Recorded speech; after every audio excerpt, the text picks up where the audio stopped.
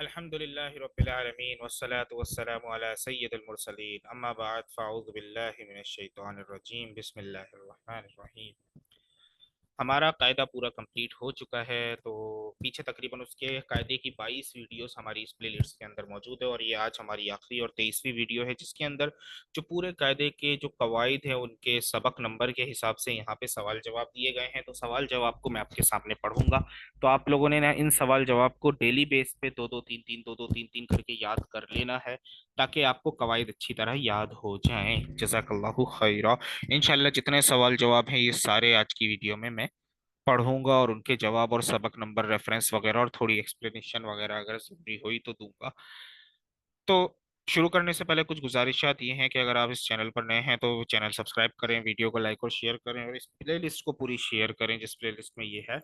तो आपकी वजह से कोई अगर कुरान पाक पढ़ना सीख लेगा, उस किसी की नमाज दुरुस्त हो जाएगी, तो आपको भी इसका सदका जारिया का सवाब मिलेगा। जजाकल्लाहु खैरा। अगर इसी तरह कारी साहब या कारी साहबा से बेहतर अंदाज में कुरान पाक पढ़ना चाहें तो नीचे डिस्क्रिप्शन में दिए गए व्हाट्सएप नंबर पर राब्ता कर सकते हैं। आइए शुरू करते हैं। सबक नंबर 1 से ताल्लुक है इन सवालात का जो अभी चलेंगे। सवाल नंबर 1, हरूफ मुफरिदात कितने हैं? हरूफ मुफरिदात, जवाब हरूफ मुफरिदात 29 हैं। हरूफ मुफरिदात क्या होते हैं? जो अलिफ से लेकर या तक हमने पढ़े हैं। इसी के साथ सवाल नंबर 2, हरूफ मुस्तालिया कितने हैं और कौन कौन से हैं? हरूफ मुस्तालिया 7 हैं और वो ये हैं ख, सॉद, दौद, तौ, ज़ा, गैन, कॉफ। हरूफ मुस्तालिया को कैसे पढ़ते हैं और इनका मजमूआ क्या है? हरूफ मुस्तालिया को हमेशा हर हालत में पुर यानी मोटे पढ़ते हैं और इनका मजमुआ है खुस्सा दागतिन किज, यानी इनको हमेशा मोटा पढ़ा जाता है। सवाल नंबर 4, होठों से अदा होने वाले हरूफ कितने और कौन कौन से हैं? होठों से अदा होने वाले हरूफ 4 हैं, बा, फा, मीम, वाव। हरूफ सफीरिया यानी सीटी वाले हरूफ कितने और कौन कौन से हैं? हरूफ सफीरिया यानी सीटी वाले हरूफ 3 हैं, ज, सीन, सौद। ये जो बातें अब तक ये 5 सवाल जवाब हुए हैं ये आपको सबक नंबर 1 की थ्योरी में मिल जाएंगे। अब आए सबक नंबर 3, हरकत। हरकत किसे कहते हैं? जबर जेर पेश को हरकत कहते हैं। जो 3 अलामात हैं, हरकत को किस तरह पढ़ते हैं? हरकत को बगैर खींचे बगैर झटका दिए नरमी से मारूफ पढ़ते हैं। बगैर झटका दिए मारूफ पढ़ते हैं। ये दो सवालात आपको सबक नंबर 3 की थ्योरी में मिल जाएंगे। सवाल नंबर 8, तनवीन किसे कहते हैं? दो जबर दो जेर दो पेश को तनवीन कहते हैं। तनवीन नून साकिन होता है जो कलमे के आखिर में आता है, इसलिए तनवीन की आवाज नून साकिन की तरह होती है। लिखा हुआ नहीं होता लेकिन नून साकिन होता है। ये बात आपको सबक नंबर 5 की थ्योरी में मिल जाएगी। सबक नंबर 7 की थ्योरी से रिलेटेड, हरूफ मद्दा कितने और कौन कौन से हैं? हरूफ मद्दा 3 हैं और वो ये हैं अलिफ, वाव और या। अलिफ मद्दा, वाव मद्दा और या मद्दा कब होगा? अलिफ से पहले जबर हो तो अलिफ मद्दा, वाव साकिन से पहले पेश हो तो वाव मद्दा, या साकिन से पहले जेर हो तो या मद्दा होगा। हरूफ मद्दा को कैसे पढ़ते हैं? हरूफ मद्दा को एक अलिफ यानी दो हरकत के बराबर खींच के पढ़ते हैं। ये 3 सवालात आपके जवाबात आपको सबक नंबर 7 की थ्योरी में भी मिल जाएंगे। खड़ी हरकत। खड़ी हरकत किसे कहते हैं? खड़े जबर, खड़े जेर और उल्टे पेश को खड़ी हरकत कहते हैं। खड़ी हरकत को कैसे पढ़ते हैं? सवाल नंबर 13, खड़ी हरकत को रूफ मद्दा की तरह एक अलिफ यानी दो हरकत के बराबर खींच के पढ़ते हैं। ये दो सवाल जवाब आपको सबक नंबर 8 में मिल जाएंगे। सबक नंबर 9, हरूफ लीन। सवाल नंबर 14, हरूफ लीन कितने और कौन कौन से हैं? हरूफ लीन दो हैं, वाव लीन और या, वाव और या, वाव और या। हरूफ लीन को किस तरह पढ़ते हैं? हरूफ लीन को बगैर खींचे बगैर झटका दिए नरमी से मारूफ पढ़ते हैं। वाव लीन और या लीन कब होता है? वाव साकिन से पहले जेर हो तो जबर हो तो वाव लीन, और या साकिन से पहले जबर हो तो या लीन होगा। ये 3 सवाल जवाब आपको सबक नंबर 9 से रिलेटेड है। अब आ जाए सबक नंबर 11 से रिलेटेड, कलकला। कलकला के क्या माना है? कलकला के माना है जुम्बिश और हरकत के हैं, यानी इन हरूफ के अदा होते वक्त मखरज में जुम्बिश सी होती है जिसकी वजह से आवाज लौटती हुई निकलती है। हरूफ कलकला कितने हैं और कौन कौन से इनका मजमुआ क्या है? हरूफ कलकला 5 हैं और ये हैं कौफ, ता, बा, जीम, दाल। हरूफ कलकला का मजमुआ है कुतुबु जद्दिन। हरूफ कलकला में कलकला कब कब कलकला खूब जाहिर होगा?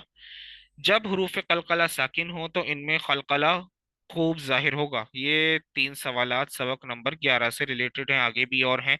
अगर कलकला हरूफ मुशद्दद हों तो इन्हें कैसे पढ़ें?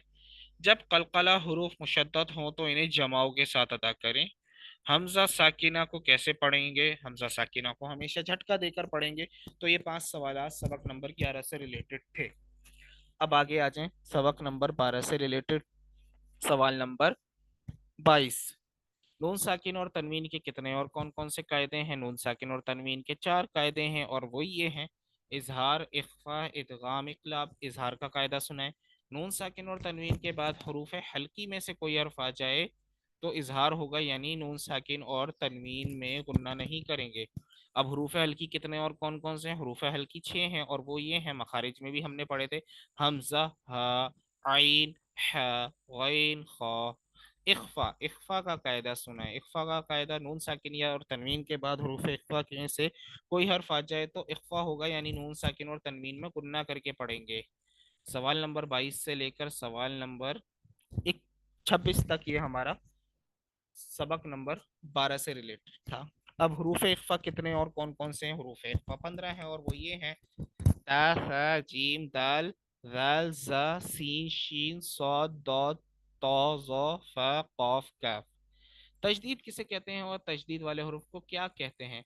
तीन दंदान वाली शक्ल, यानी इस तरह की जो शक्ल होती है उसको तजदीद कहते हैं, और जिस हर्फ पर तजदीद हो उसे मुशद्दद कहते हैं। सबक नंबर 13 से रिलेटेड सवाल है। नून मुशद्दद और मीम मुशद्दद में क्या होगा? नून मुशद्दद और मीम मुशद्दद में हमेशा गुन्ना होगा। गुन्ना किसे कहते हैं? नाक में आवाज ले जाकर पढ़ने को गुन्ना कहते हैं, और गुन्ने की मिकदार एक अलिफ के बराबर है। ये तीन सवालात सबक नंबर 13 से रिलेटेड। आगे मुशद्दद हरूफ को किस तरह पढ़ेंगे? मुशद्दद हरूफ को दो मरतबा पढ़ेंगे, एक मरतबा अपने से पहले वाले मुतहर्रिक हर्फ से मिलाकर और दूसरी मरतबा खुद अपनी हरकत के मुताबिक। ये सबक नंबर 13 तक के सवालात हो गए। अब सबक नंबर 14, ये सारा उसकी थ्योरी में मिल जाएगा। ये तीन सवालात आगे आ रहे हैं सबक नंबर 14 से रिलेटेड। सवाल नंबर 31। इदगाम का कायदा सुना है। नून साकिन या तनवीन के बाद हरूफ यरमलून में से कोई हर्फ आ जाए तो इदगाम होगा। रॉ और लाम में बगैर गुन्ने के, बाकी चार में गुन्ने के साथ। हरूफ यरमलून कितने और कौन कौन से हैं? हरूफ यरमलून छह हैं और वो ये हैं: या, रॉ, मीम, लाम, वाव, नून। लफ्ज यरमलून ये हरूफ इसका मजमूआ है।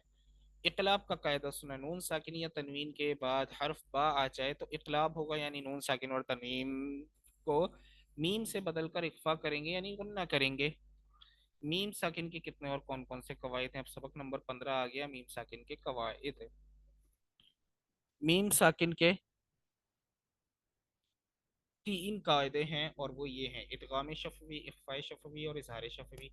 इदगाम शफवी का कायदा सुना है। मीम साकिन के बाद दूसरी मीम आ जाए तो मीम साकिन में इदगाम शफवी होगा, यानी गुन्ना करेंगे। इख्फा शफवी का कायदा, मीम साकिन के बाद बा आ जाए तो मीम साकिन में इख्फा शफवी होगा, यानी गुन्ना करेंगे।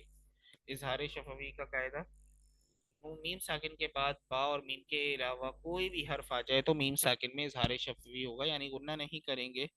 अब आ जाए तख्फीम और तरकीक। तख्फीम के माना है हर्फ को पुर पढ़ना और तरकीक के माना है हर्फ को बारीक पढ़ना। सबक नंबर 16 से रिलेटेड है। इसमें जलालत अल्लाह अज़्ज़ा वजल के नाम को कब पुर और कब बारीक पढ़ेंगे?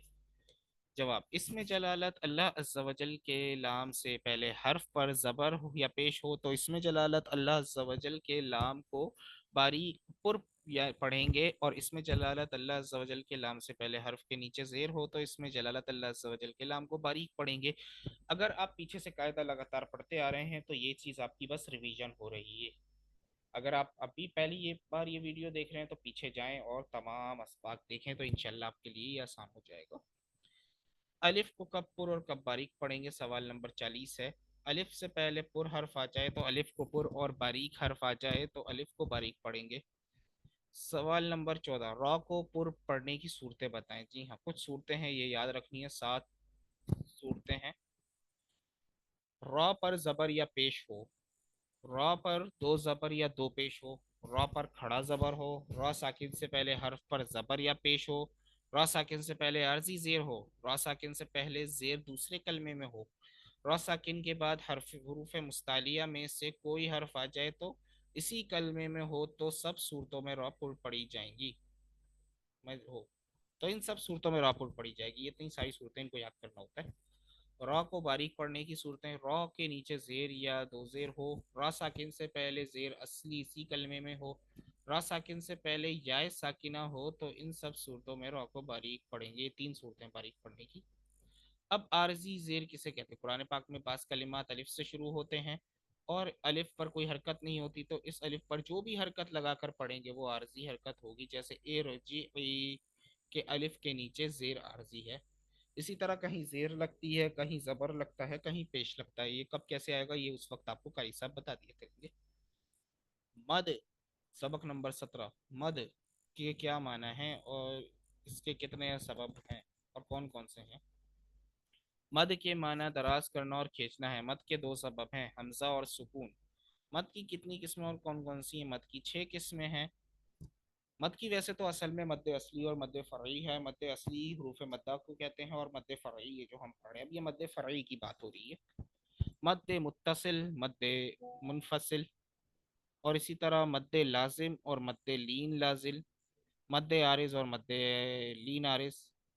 अब मद्दे मुत्तसिल कब होगा? हरूफ मद्दा के बाद हमजा उसी कलमे में हो तो मद्दे मुत्तसिल। मद्दे मुनफसिल, हरूफ मद्दा के बाद हमजा दूसरे कलमे में हो तो मद्दे मुनफसिल।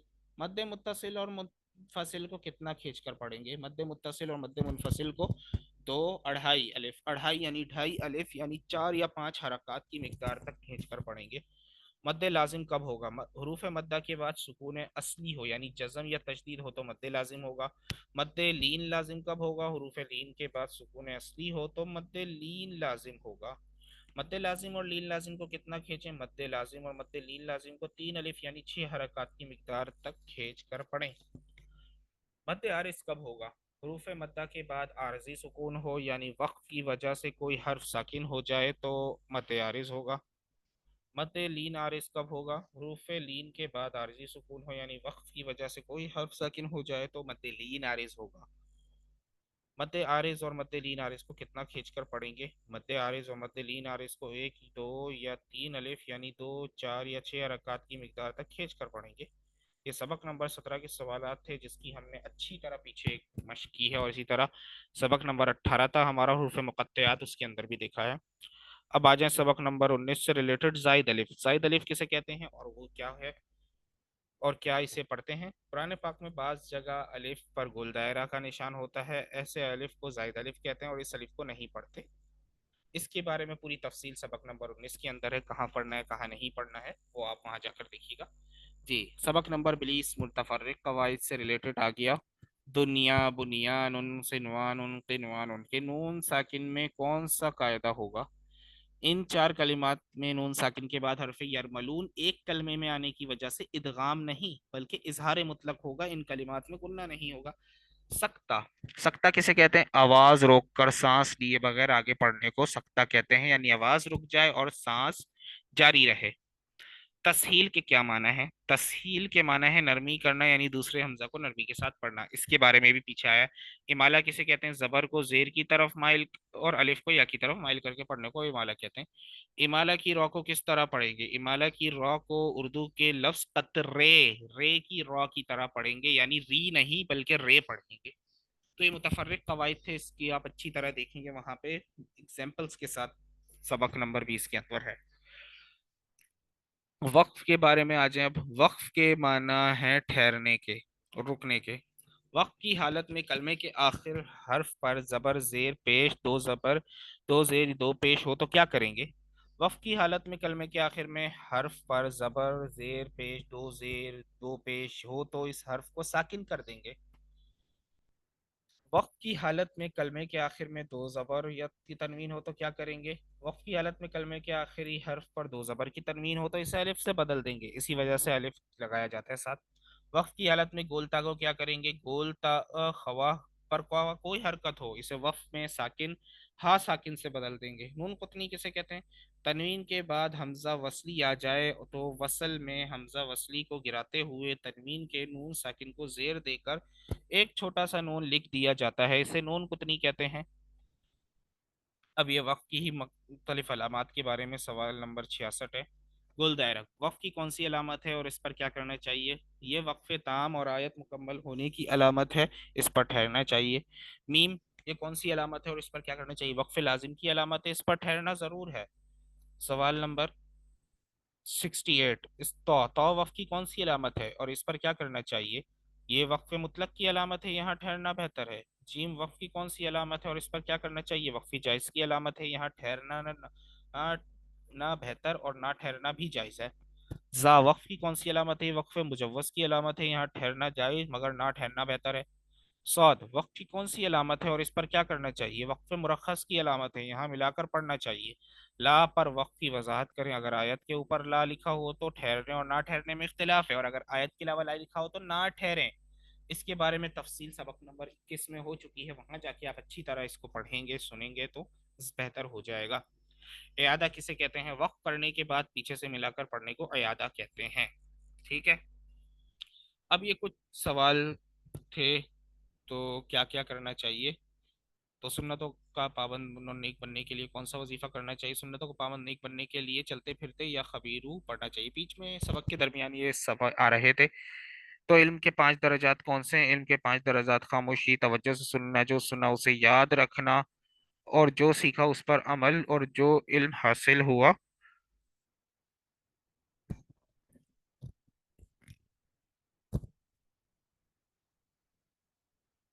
उसे दूसरों तक पहुंचाना।